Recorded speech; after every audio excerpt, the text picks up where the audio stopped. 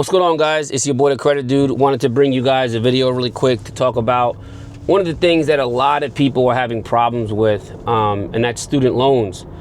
So, over the last 5 years, federal student loans have not had to be paid because they were on automatic deferment, forbearance, and a lot of people were able to not make payments, and the credit bureaus were still reporting you as on time, and it didn't have a negative effect on your credit, even though interest still accrued, which means the balance still went up. And there were some clients that I know were making payments on those accounts still, even though a payment wasn't necessary.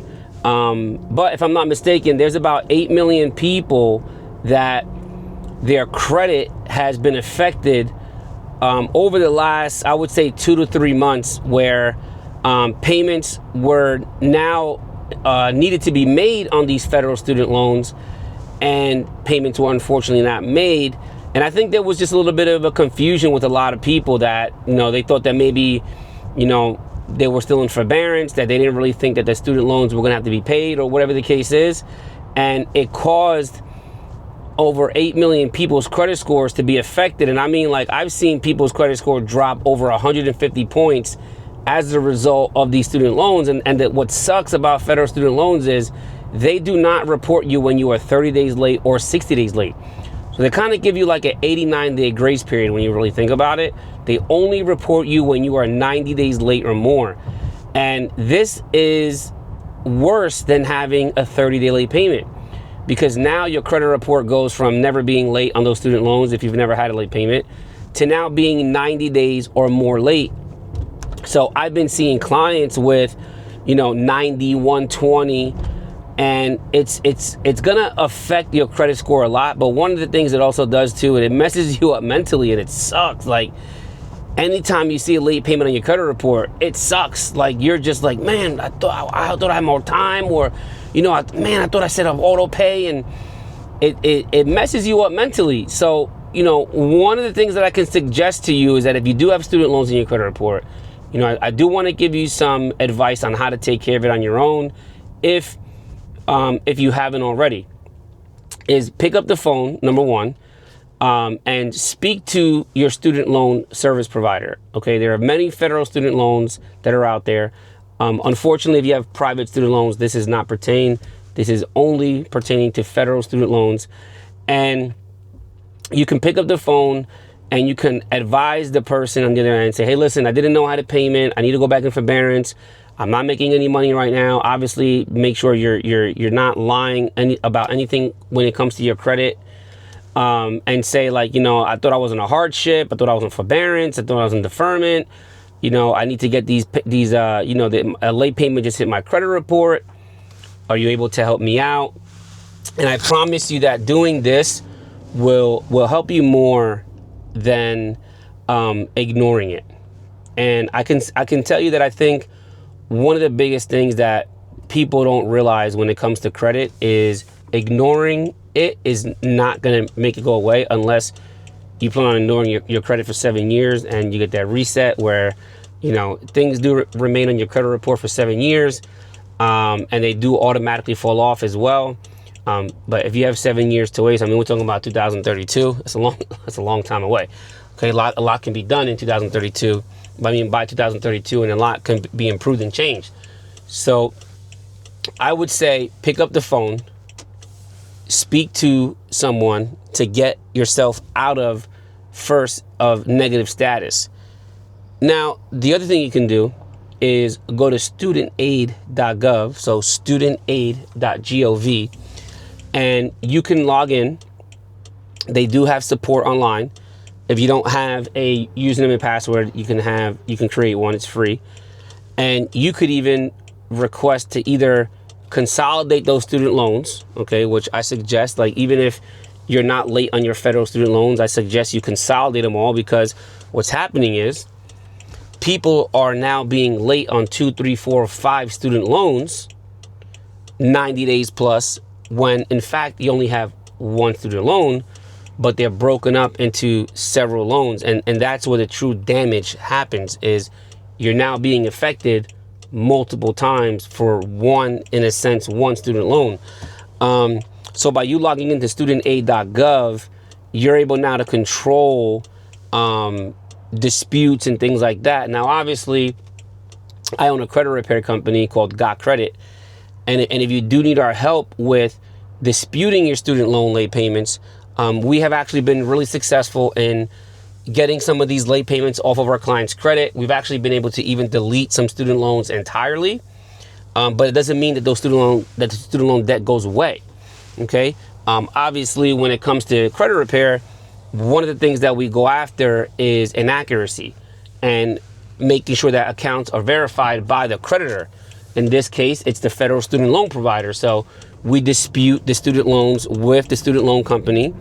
We also dispute the student loan late payments with the credit bureaus. And we, have them verify it, and then we also have them provide, make sure that everything is being provided accurately. And a lot of the times right now, what's happening is the student loan companies are realizing they messed up, and either they didn't notify people or they did or whatever, and they're just cleaning it up. So it's actually like, don't panic too much. There are remedies to fix all of this, and just know though that you ignoring it is not going to do anything. Like, don't let your student loans go into, collection status and then default status, and then now all of a sudden you have to do a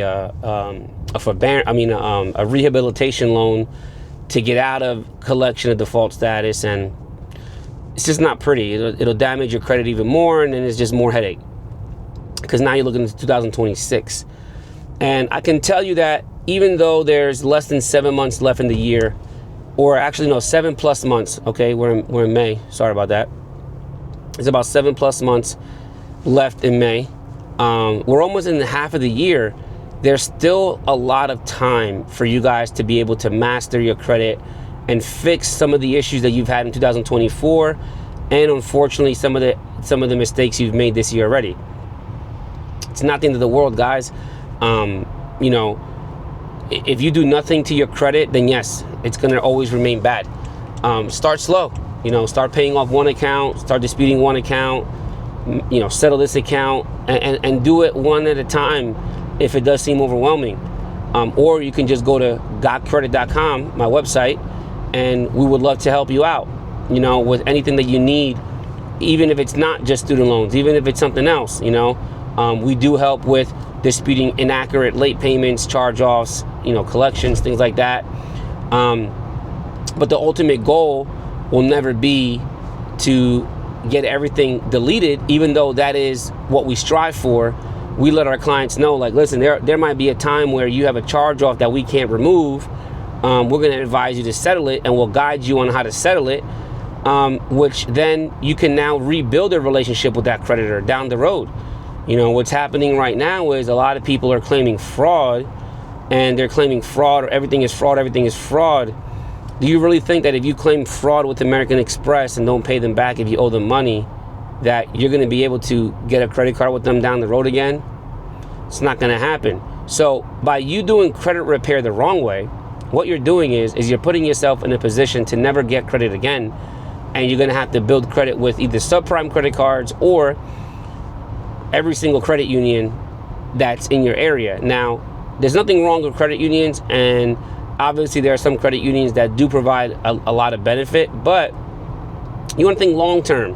You want to chase those American Express cards, those Chase cards, those Discover, those PNC banks, like those high limit credit cards. And even though the credit union is a great strategy, claiming fraud on everything that wasn't necessarily fraud is not a good tactic. I can tell you that. The credit bureaus and the FTC, the CFPB, they're not stupid when it comes to some of this stuff. You know what I mean? They are privy and they're aware of the companies that are giving false information to help people. And that's where gotcredit.com and us, we're different. We want to help you and empower you and educate you on how to do credit repair the right way and guide you the right way. We don't want anything to surprise you down the road. And that's why, we want to help you dispute those negative, inaccurate items on your credit report. And in the event where certain things cannot be removed or deleted from your credit report, I think the best thing to do is, settle it, pay it off.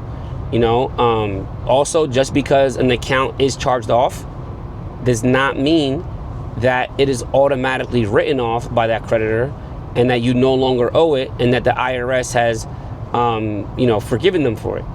It's not the way it works. Now, if they cancel the debt, which is different from charged off debt, then yes, typically they will give you what's called a 1099-C, meaning that creditor will give you a 1099-C, and it will show how much they canceled or forgave you for. You will then be responsible for taking that 1099-C document and filing it on your tax returns. And if that creditor still shows a balance on your credit report, then that's a problem, okay? But just because they charge the credit card off does not mean that account is no longer owed, okay? And even if they sell that account, that's not fraud either. So we want to just make sure you guys know, here at the God Credit Academy, when we do dispute for you, we also have an online database and an online course where it's self-guided and you can look at some of the information that we provide to you guys, videos, content, PDFs on personal and business credit, how to start your business, how to grow your business, understanding credit, mastering credit. Because when you come to God Credit and you join the God Credit Academy, my goal is not for you to leave the same way mentally, financially, spiritually. I do Mindset Mondays as well. I want you to leave empowered and truly harnessing what credit can do for you for years to come. That is really the true power of credit, is when you can go into a bank and not have to look over your shoulder because you claim fraud on something or you did something illegal that you weren't supposed to do. Good credit hovering over 750 plus at all times. It's a good feeling when you can walk into anywhere and know, yep, I'm gonna get approved, no problem. It doesn't matter what I'm applying for, an RV, a house, a boat, car, an apartment, co-signing for my daughter, doing whatever I gotta do, starting a business. I need a business Chase Ink card, American Express, doesn't matter. The feeling of getting approved, no matter where you go, is gonna be one of the most crucial things in your life that you should strive for. And by illegally removing negative items from your credit report and doing it in a way that you're cutting corners, it's not going to ultimately benefit you down the road. So I want to invite you to join the God Credit Academy. So you can just go to godcredit.com or godcredit.com/sign up, and you can enroll in our program. There's no payment up front. There's nothing due up front. The first 5 days, there's no charge. And then it's only $100 a month until you cancel. Cancel anytime, no long-term contracts, no long-term commitments. It's month to month. And we will try to do everything we can to not only dispute those negative items on your credit report, but help educate you and guide you along the way, so you truly do have an amazing grasp of what credit can do for you in a year, in 2 years, in 5 years, and what it's going to do for you in 15 years and 20 years. And then you can pass it on to your kids. And that's the true power also of generational credit. All right, guys? So if you have any questions, make sure you comment below. I would love for you to follow me on Instagram if you aren't already, at The Credit Dude.